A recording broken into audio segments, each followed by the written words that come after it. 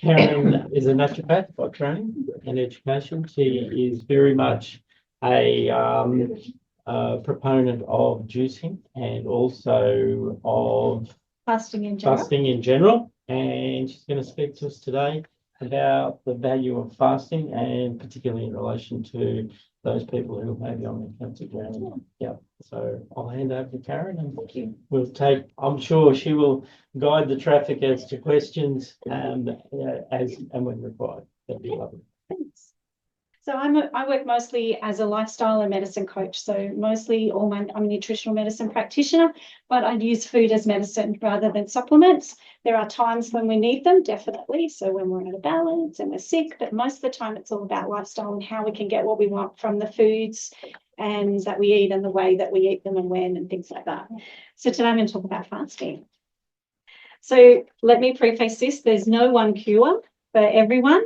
Everyone is unique and we all have our own journeys. So what I talk about today might work for you, but it might not work for you for a whole variety of reasons. So take everything on board as you would for your own self.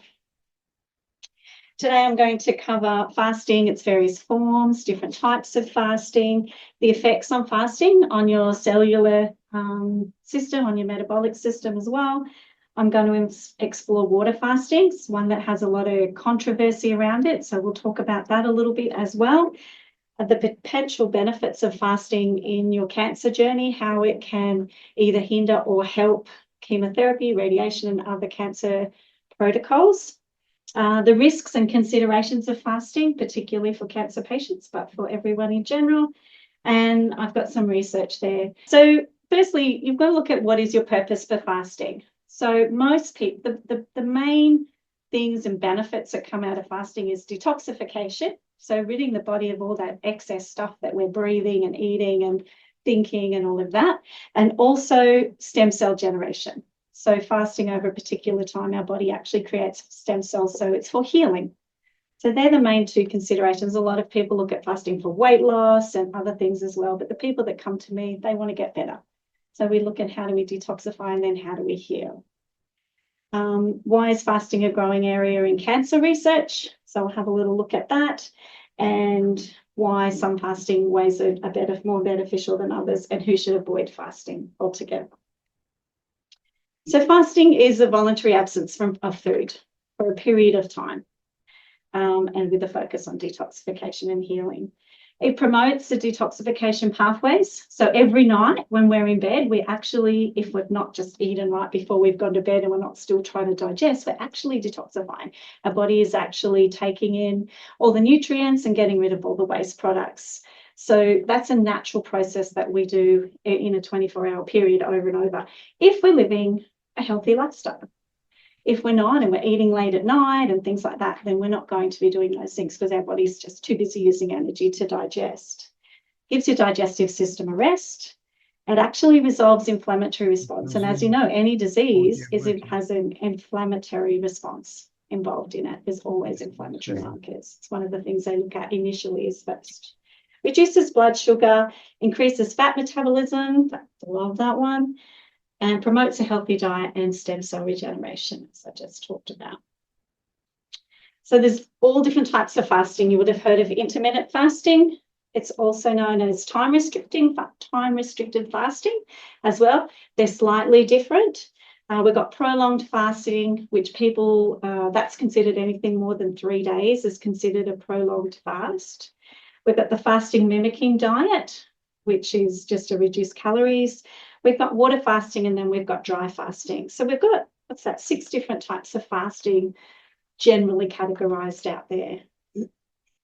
So let's talk about intermittent fasting. That's where we're cycling between periods of eating and periods of fasting. Now, I just want to say, this is what I say to all of my clients. You're either fasting or you're feasting.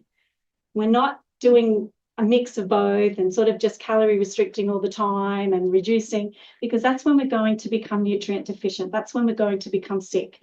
We fast for a purpose and we do that for a specific period of time.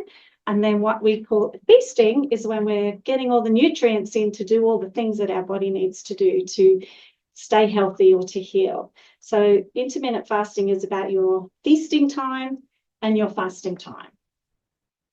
Common types of intermittent fasting could be a 16 to 8. You would have probably heard of that. People take an 8-hour period where they're doing their fasting and a 16-hour window where they're doing their feasting.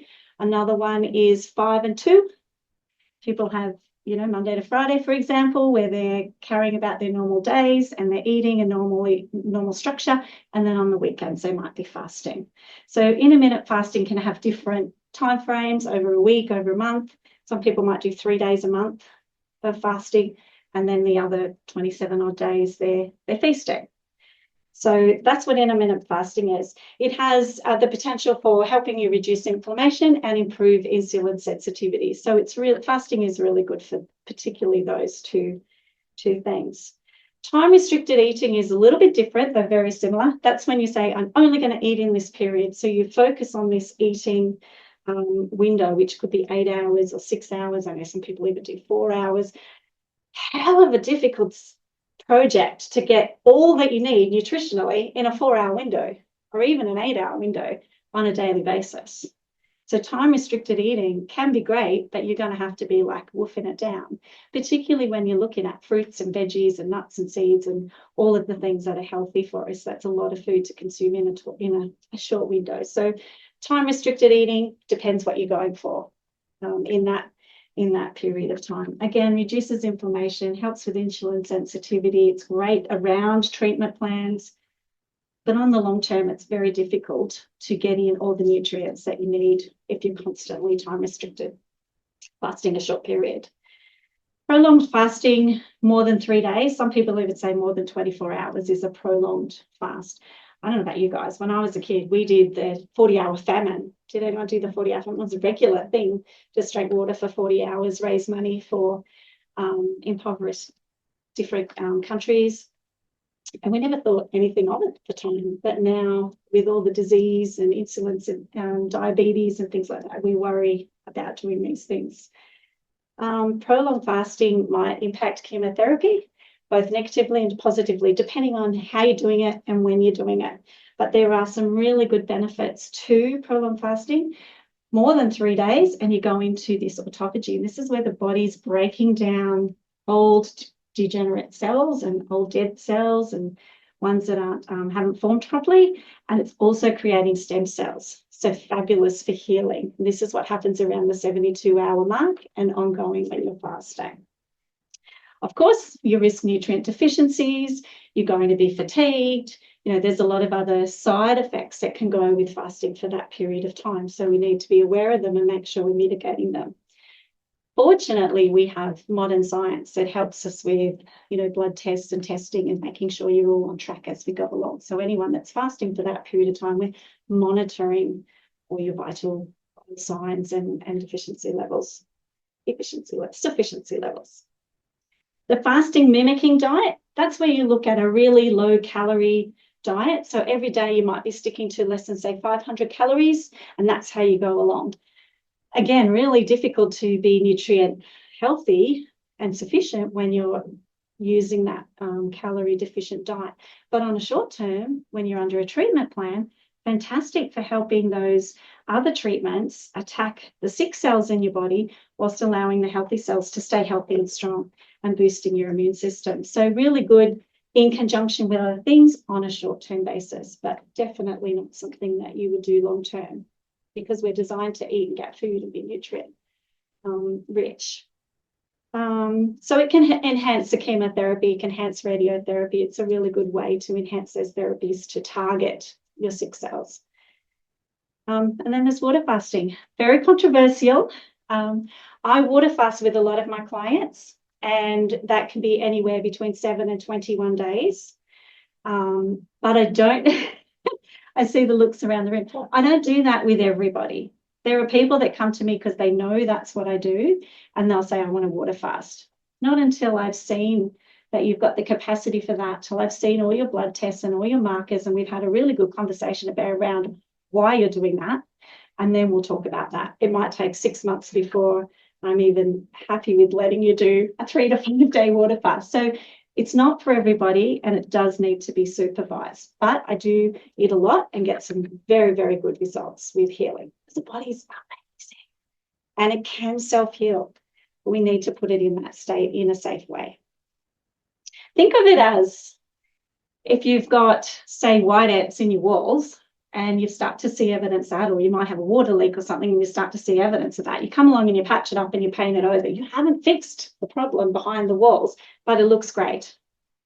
So when you water fast, what you're doing is you're taking all the gyprock off, you're stripping down to the basics again, and then you're creating your own stem cells to build healthy foundations again. So it's instead of a patch-up job, you're actually stripping down bare. That's why people lose weight and you start to think, oh, you're wasting away. But we're very controlled about that. We're not just letting you go out and waste away and be nutrient deficient and get sick. You actually, a lot of people are very energetic. They have very clear functioning in their minds and they have a lot of energy. They'll have days where they're sick and fatigued and feeling like terribly, but then they'll have all these high energy days because the body is amazing. It goes into extra detox, rebuilding, extra detox, rebuilding. So it's a bit of a cycle, but it's not frightening if you know what you're doing and you've got all the science at your fingertips to help you make sure it's safe. The risks, electrolyte imbalance, of course, muscle loss. I mean, the first thing we do within the first 12 hours of taking away food is draw all the glycogen out of our muscles. So immediately people start to think, oh, I'm getting muscle wasting. Well, that's not what's happening. So there's also practices and protocols that we do to make sure that you don't get muscle wasted, and that while you're water fasting. So we're still exercising, we're still doing things. And it's not suitable for everybody, of course. When can I ask a question? When would a person be looking at doing that? What A water fast? Yes. What would make a person decide to do that? Or do you advise them to do this? I advise some people to do that. It's just one course of treatment available. So you've got all the different therapies that we're all across and over, and all your different speakers are coming to talk to, and this is just another course of therapy. So what happens is the body, and I'll go through this in a minute, the body breaks down. First it detoxifies, it has a rest from digestion, so it's like, oh, I've got all this energy, I don't have to digest, and it starts to break down tumors, old proteins, cells that never really healed properly. I have people that have had a lady had broken her arm about 7 years prior and basically had thought it was all healed up. She'd had the cast, she'd done all the things, and into the water fast, about a week into the water fast, she got that pain in her arm back again. And what was happening was the knitting process of the bones hadn't knitted together beautifully, but through the process of autophagy, the body has actually redone those cells and healed the bone fully and thoroughly, so it was strong again. So amazing things that the body can do. So people will do that just to get back to the basics and then rebuild in a healthy way. Water fasting is a general rule. I'm not saying go out and do 3 weeks. I much prefer to do little short ones because they build on each other. You do 3 days here and then you do 3 days in a month, you've done 6 days, but you haven't let yourself drop off. And you might do 3 days again in another month, you've done 9 days. And the general rule of thumb is that you heal about a year of lifestyle with 1 day of water fasting. So, people that, over time might build up and do 50 days of water fasting over a couple of years have actually healed up because they're also living a better lifestyle now. They've healed back things that have gone back those times. So it's quite miraculous what the body has the ability to do. And it's been through history for generations and centuries. There's dry fasting. I don't know a lot about dry fasting. It scares the hell out of me. So I'm not going to talk about it, but I'm sure there's people out there that know a lot more about it. Just as a lot of people don't know about water fasting, it scares the hell out of them. Dry fasting is not something, yeah. What's dry fast? Dry fasting is when you just don't have anything. Oh, starvation. Whereas when you're water fasting, you really should be drinking a lot of water, more than what your normal intake would be, because we've got to flush. We've got to So flush that would out. be breath areas. Breath areas. That's all you've got is air, isn't it? Yeah, I've never heard of it termed like that, but absolutely. When would one advise someone to do that? I don't know, but I What is do. the advantage? People do that. I don't see any advantage. I think it's more a spiritual alignment rather than a physical healing alignment. Yeah. you will increase autophagy rapidly, but then you've got, you know, electrolyte imbalance. You really need to be supervised for that. It's not something that I'm involved in, but it is out there and you will hear of it.